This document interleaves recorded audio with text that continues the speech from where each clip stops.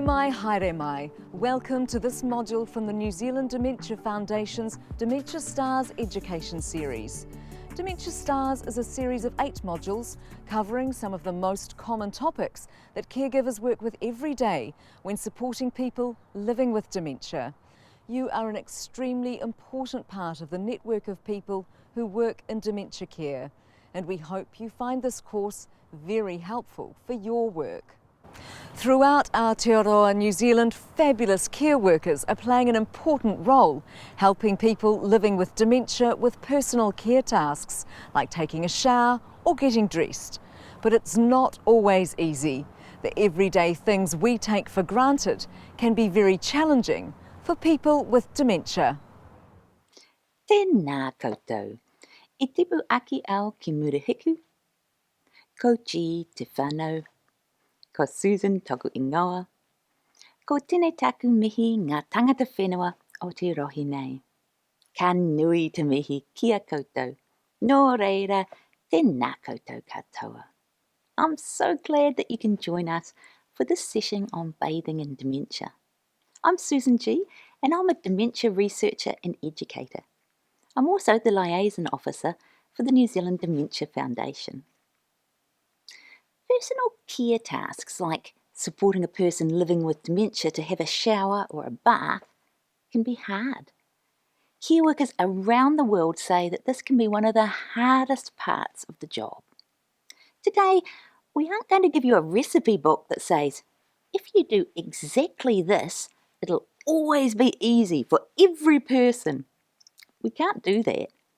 What we can do is help to strengthen your toolbox so that you have some ways of thinking, some ideas, and some number 8 wire to adapt these for the individual person that you're supporting. To get us started, I'm going to ask you some questions, and I want you to decide yes or no quickly without thinking about it too much. I want you to think of your first response. Would you go with a stranger who says, "You need to come with me"? Would you let a stranger wash your face? Would you let a stranger see you naked? Isn't it interesting that when a person living with dementia says no, they can be labelled as non-compliant or resistive to cares, as if it's all about them? When we put ourselves into this situation, we can see it's not just about us, we are responding to the situation. This is a very different way of looking at what it means to say no. You may have heard the term behaviours that challenge. So your refusal to do these requests is a behaviour that challenges me, especially if the way you say no escalates into yelling, biting or hitting. What if we turn that around? What if we called these responsive behaviours? Now that immediately changes the emphasis from what's wrong with you to what's going on in this situation that you're responding to by saying no. So in this situation, when personal cares are tricky, we have 2 aims. The first is to understand why, from that person's perspective, right here and now, it seems quite reasonable to them to say no. In other words, what might they be responding to? The second is to see how we can bridge the gap to bring both of us to a yes. In today's session, we're going to look at the invitation, the experience, and stepping back when we're involved in bathing someone living with dementia. So the first thing that we're going to be looking at is the invitation. The process of bathing doesn't start in the bathroom, does it? It starts with our invitation to come with us. The first question I asked you was, would you go with a stranger who says, "You need to come with me"? You probably said no. We can definitely improve on that invitation to make it more person-centred. Let's look at the cornerstones of person-centred care. Dawn Brooker reminds us that it's about treating people living with dementia as VIPs, very important persons. V is for valuing people living with dementia. Do my actions show that I respect and value this person? I is for treating people living with dementia as individuals. We see the person, not the dementia. Am I treating this person as a unique individual? The P is for looking at the world from the perspective of the person living with dementia. Am I making a serious attempt to see the situation from the perspective of the person I'm trying to help?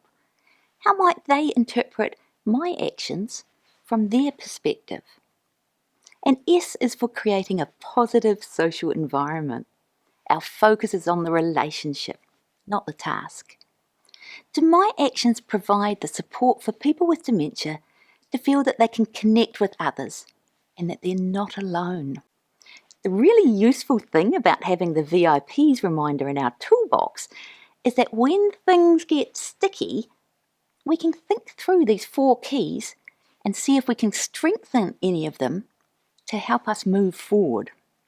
The really useful thing about having the VIPs reminder in our toolbox is that when things get sticky, we can think through these 4 keys and see if we can strengthen any of them to help move us forward.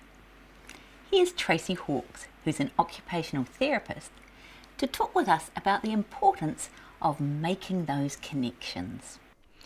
When we think about making a connection with a person, one of my key things has always been, actually, I smile. So I have this massive big smile and it connects people pretty quickly, and often people are thinking that I already know them or they know me. Unfortunately, we have COVID, so we're often masked up. So we're often having to think about how else we can make that connection with that person. And I guess it's thinking about your tone of voice, it's thinking about your eyes, making eye contact, getting down to that person's level. If possible, get a little bit of background information about that person. So try to understand who they are, what they've done in their past, have they got family members. This is going to help us to make a wee connection. You can look around the room and you can look for photos. You can have a bit of an idea, even how a person's dressed, and that will help you come in with a connection. Now, if that's not possible, try and pick up on things that you can interact with. So, for example, when I've sat down with blokes before in the past, I'll often have a touch of their hand, and you might find a callus or 2 on their fingers, so you can say, my goodness, these are big working hands, what have you done in the past? You're showing an interest in that person. That is going to help you make that connection. The other thing that can be useful is sharing a little bit of information about yourself, and in that way you might find things that are of interest to both of you. I don't have children, but I often talk about my animals, and it's amazing how many people will relate to you having some kind of pet, some kind of animal in the past, or they do not relate to that at all, and then there you go, you've got your starting point. So I want us to think about really just connecting with that person. It doesn't have to be rocket science, okay? It's actually about being in someone else's space, so it's just person to person. Genuinely go in there to want to share a bit of space with that person, and you'll be fine.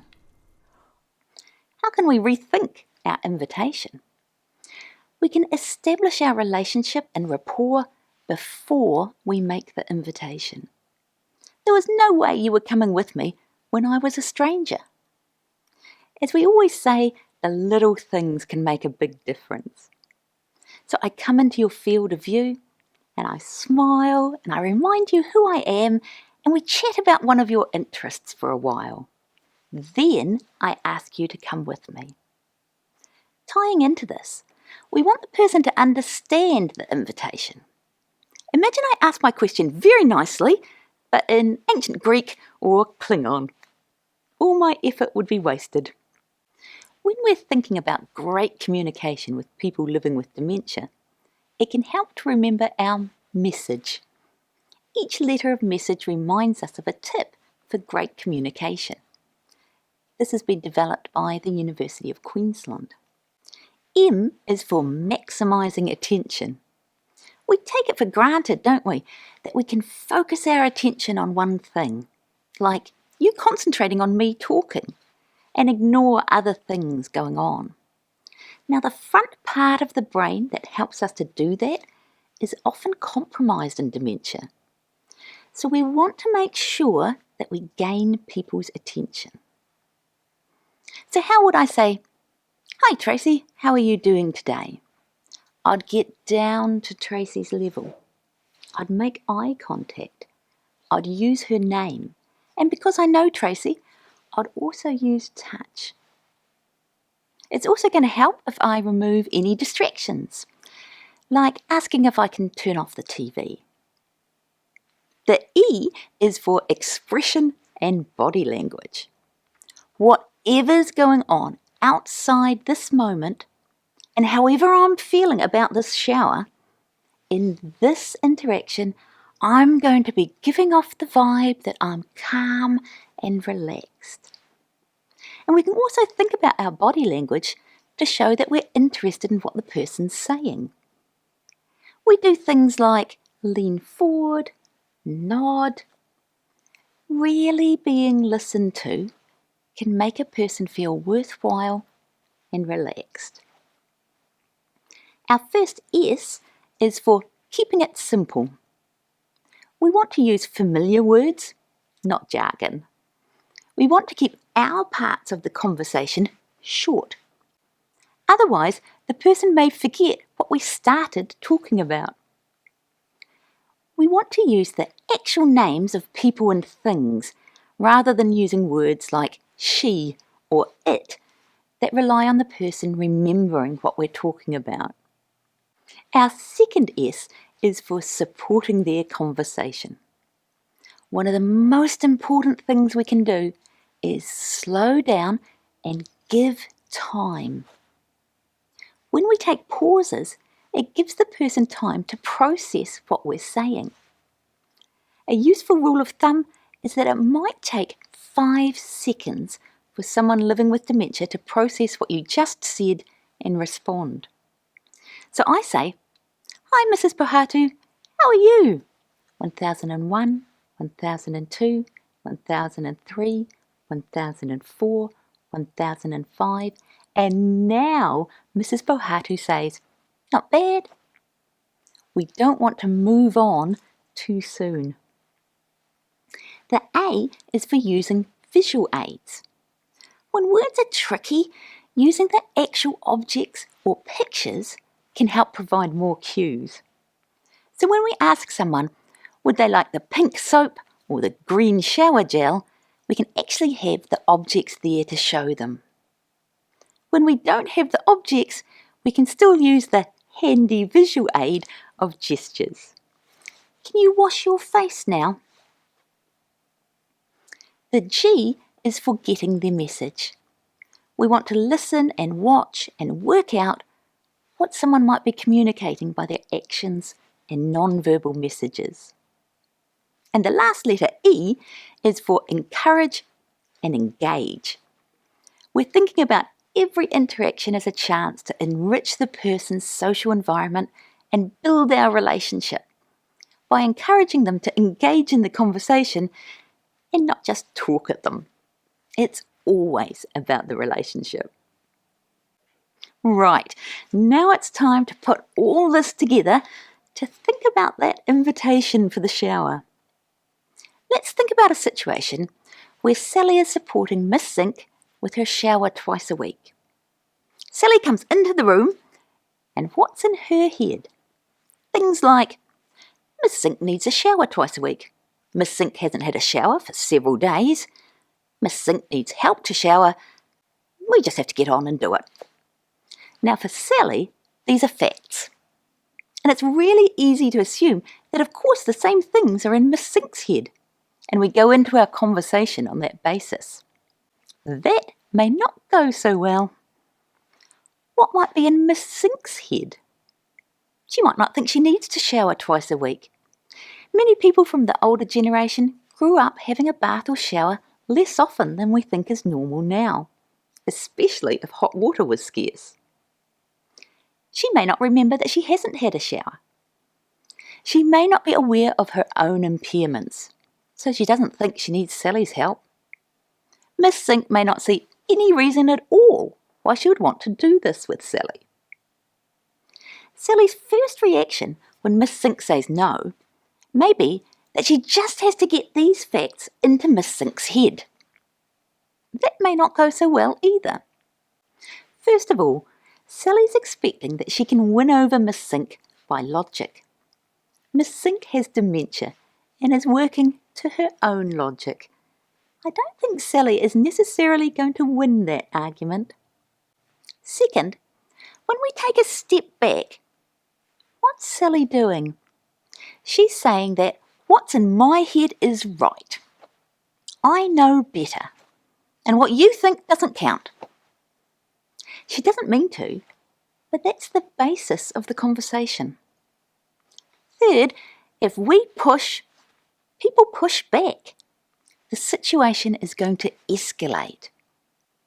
Sally's next reaction may be to try emotion. If I say it firmly enough, or if I let my frustrations show, or if I plead or coax, then Miss Sink will listen to me.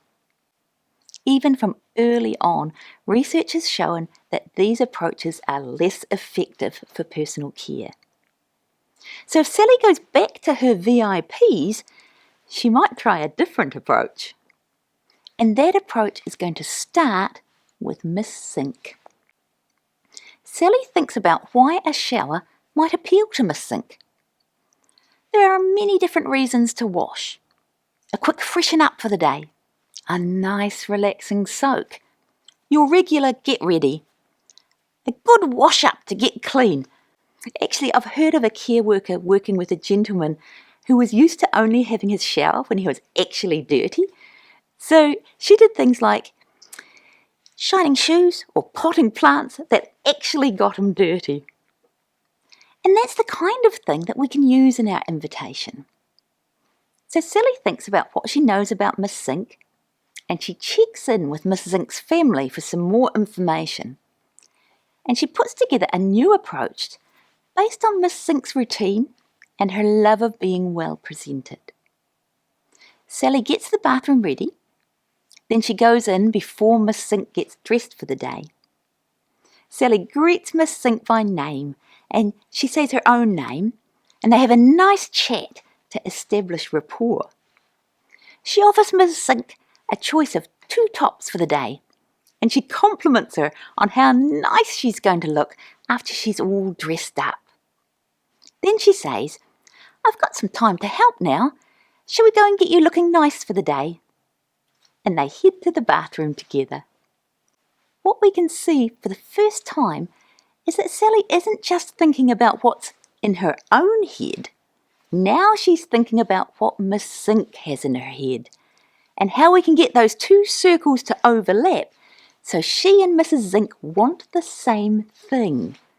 That sounds simple, but it's so powerful. Sally is valuing Miss Sink. She isn't saying, "I'm right, you're wrong." She's showing that she thinks Miss Sink is worth listening to. She's treating Miss Sink as an individual by finding out about her preferences and history. She's looking at the shower from Miss Sink's perspective, not just her own. And she's thinking about their relationship and not just getting the task done. Well done, Sally. That's a big step to have Miss Sink heading off to the bathroom happily. Now we're going to turn our attention to what goes on in the bathroom. We're going to use our same VIP's approach to think about the experience of the shower. Why might showering be so hard? When we're thinking about responsive behaviours, we can ask ourselves really useful big questions. What unmet need might the person be communicating? What emotion are they communicating? What's the situation like from this person's perspective? There are 4 potential unmet needs that we can put on our checklist to think about when things aren't going so well with bathing. Privacy, pain, cold, and fear or loss of control. Research has found that these are common causes of negative personal care experiences. Let's take a look at each. First up, privacy. Remember that killer question I asked? Would you let a stranger see you naked? We have a situation here where we're expecting a person to be naked in front of someone who isn't their spouse. This is a really big issue for many people. We may be very private about our body. We may be modest. We may have religious or cultural beliefs about how appropriate that is. If we think of an assisted shower from the perspective of someone living with dementia who isn't fully comprehending the situation, how might they interpret it? They may see it as an assault. How incredibly distressing if someone was to force you to be naked against your will. You can imagine how people use protective strategies to fight someone off. There's a saying that anger is fear's bodyguard. They may see it as a sexual invitation.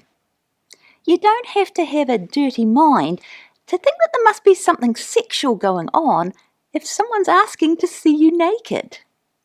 So a simple question. Do we have to see a person completely naked to help them get clean? Some of you may already be using these kind of techniques. We can cover a person as they get undressed. We can use towels to cover the person for the shower and uncover one part at a time to wash. So we can address the need for privacy.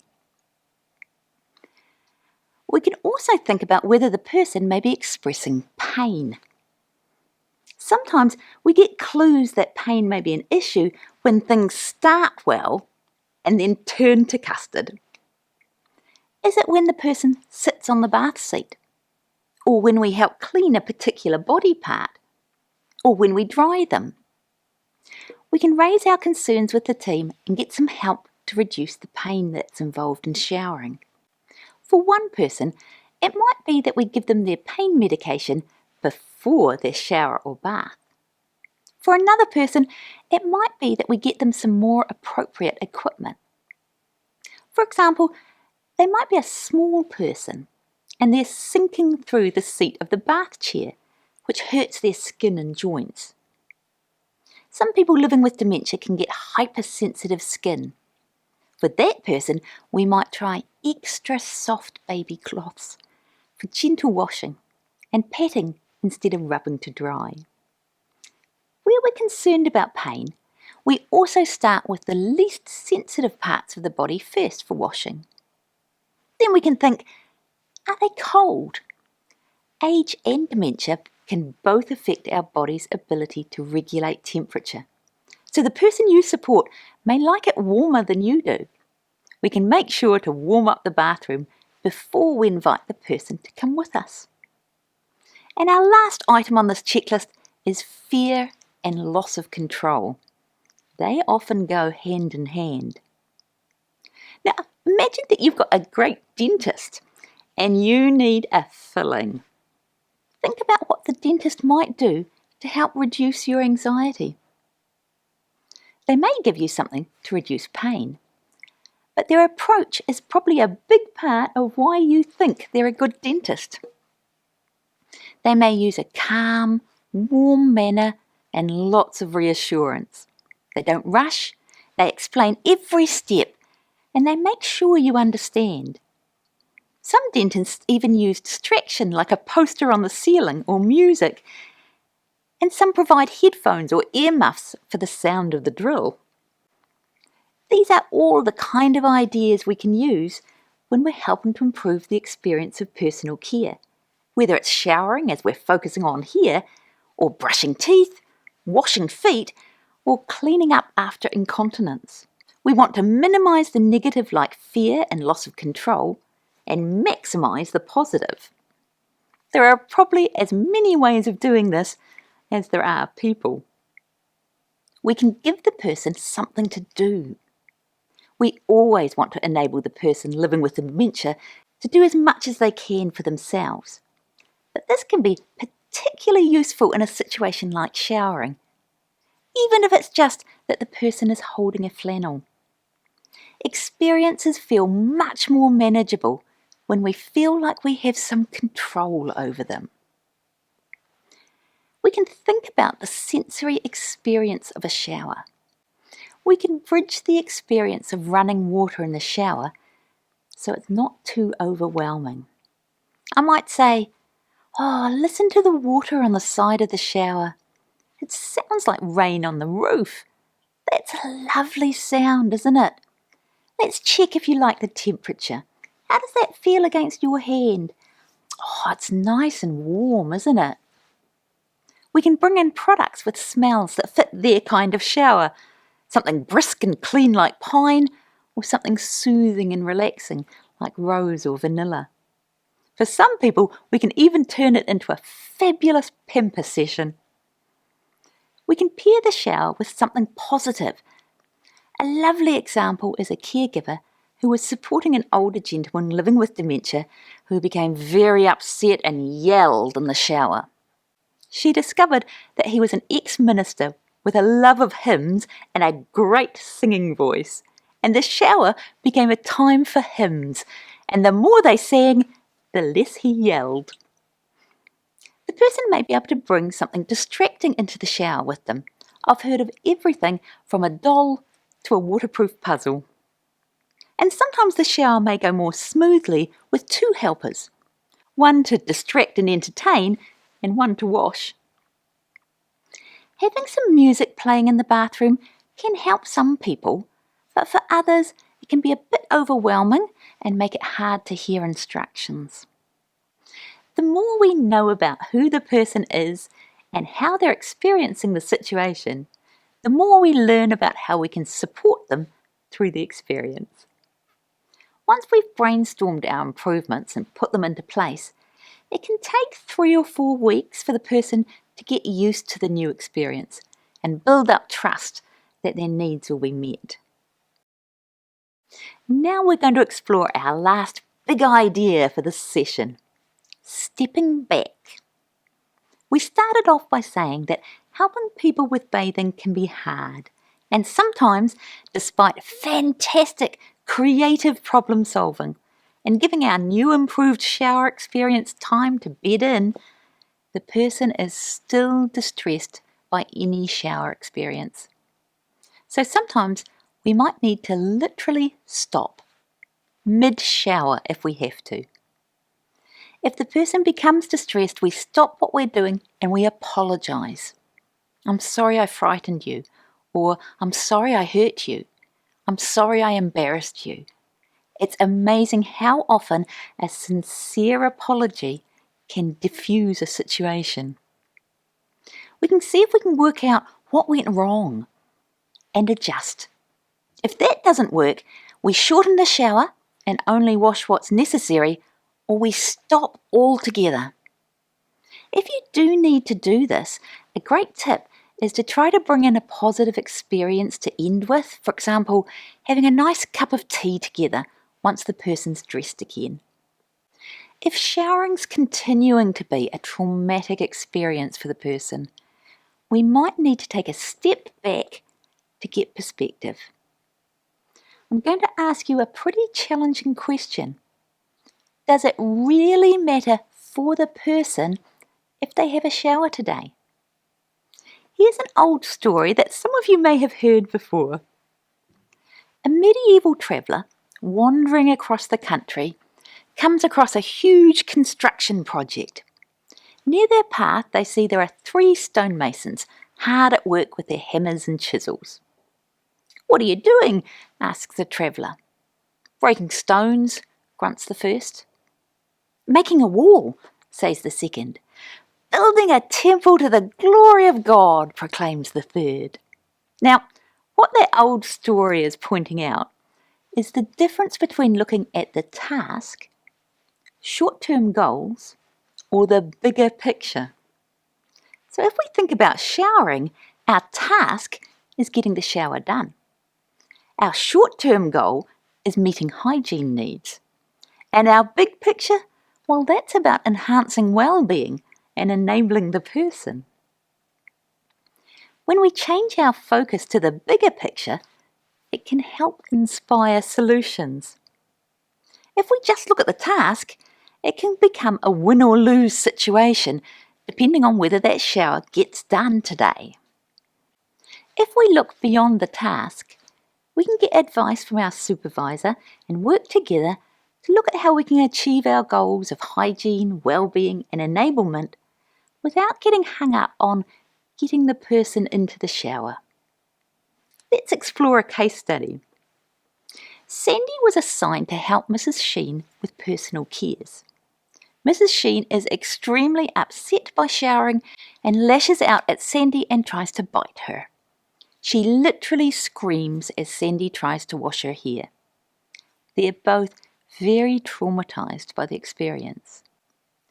Rather than request a second person to coerce or restrain Mrs. Sheen, Sandy and her supervisor look at the big picture. What's essential? Well, her supervisor says no one ever died from not showering.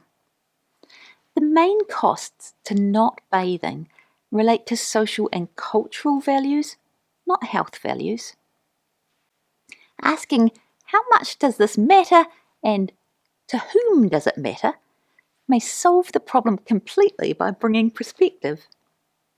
Some health exceptions might be things like the management of skin infections and ulcers or sores requires the skin around them to be clean enough for healing. The management of painful split nails require nail and foot care to be good enough. The management of recurrent conjunctivitis in the eyes requires good enough eye washing with a clean damp cloth. The management of recurrent urinary tract infections requires good enough perineal and genital hygiene. And the management and prevention of painful gum disease and tooth decay requires good enough dental hygiene. Sandy and her supervisor think about the nasty rash that Mrs. Sheen has on her lower legs, and they realise that for Mrs. Sheen, the priority is to apply ointment to that rash.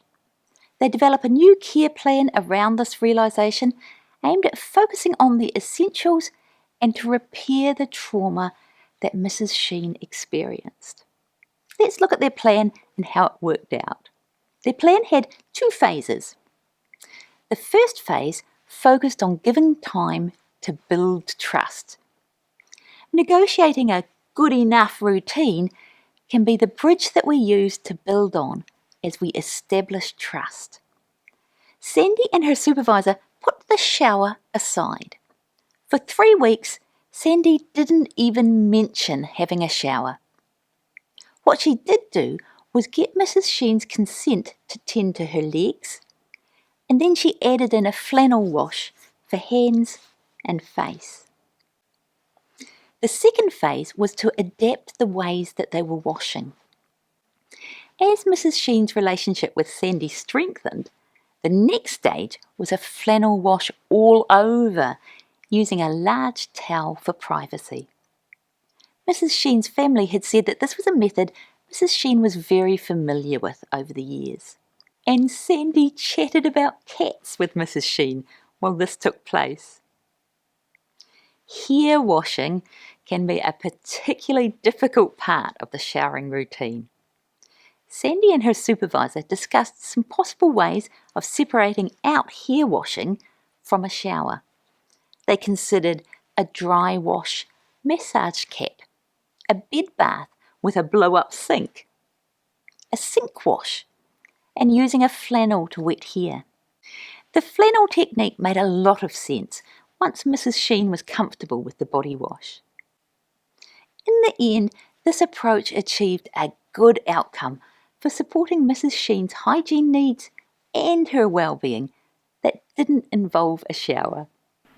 We started off today by saying that assisting someone with bathing can be hard. Across this session, we've looked at a person-centred approach to bathing that can really help to make bathing less difficult. Let's hear now from 2 family care partners, Nick and Cheryl, as they talk about the difference this type of approach can make and the difference that you can make as a care worker. Yeah, I think a very important thing for carers to say to themselves when they're caring for somebody's loved one is, what if it was me? Yeah. That's a key question. When it gets tough, and there will be days it gets tough, but it's also having the ability to walk into a resident's room and do their cares, and maybe that hasn't gone quite so well, but to shrug that off when they leave that room to go into the next room. Start fresh, start with a smile, start with introductions, and talk through what they're going to be doing. Don't approach them from behind. Talk through step by step what you're going to be doing, because they won't figure it out, and all you're going to do is get their back up, and they're just going to become difficult to manage. So you find different tools, and just because that tool works today doesn't mean to say it's going to work tomorrow. So you need more than 2 or 3 things up your sleeve. But that just means you must know your resident. You must know them inside and out. Yeah, I think the important point is recognising the value of carers and the most amazing job they do. As I say, I've lost my beautiful wife, and I just words cannot describe the passion they have for what they do, the caring, the kindness, the vision they expected to have.